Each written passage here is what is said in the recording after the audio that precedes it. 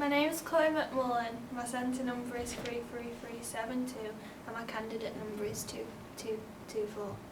Today I'm going to be talking about how women have been presented through time and how they are perceived by the media. But first off, let's talk about the poem London. In the poem, the author is walking through the streets of London, seeing many women sat on the floor surrounded by several children. This suggests that they didn't really have much to do, meaning that the way they were perceived was as being weak and not being able to do more than one thing at a certain time.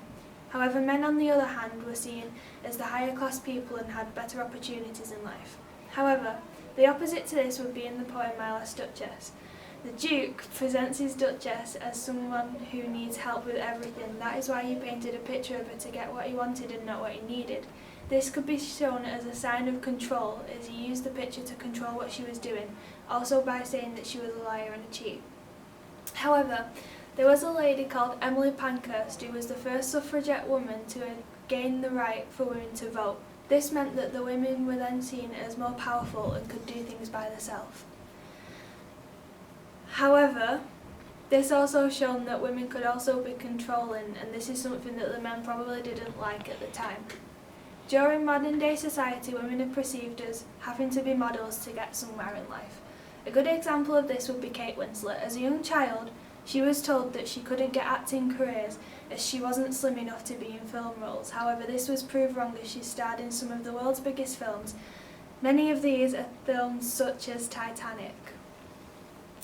I think, personally, that the media perceives women as being models.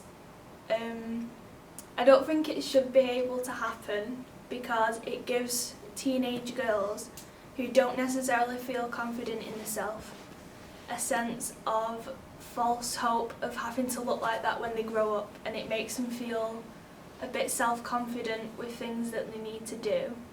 However, I do believe that there is some good in the media because not everything that they say is lies, so I do think that we should believe some things that they say.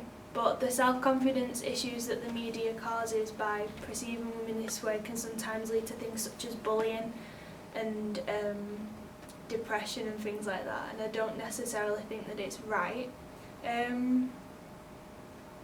The kind of bullying side of it is sorted by like anti-bullying campaigns. So people like James McVeigh, who is the lead singer in the Vamps, does a lot of anti-bullying campaigns to help support young teenage girls who obviously support the band and things, and I think it's really nice that they do that. So that is the end of my presentation today. Does everyone have any questions? Do you think the way women are viewed will change in like the media? I don't think that the way women are viewed now will change quickly, but I think it would change over time depending on how people act to the way that they're perceiving women. Do you think that the drastic change of views of women has had an impact on your life and on like us and the generation?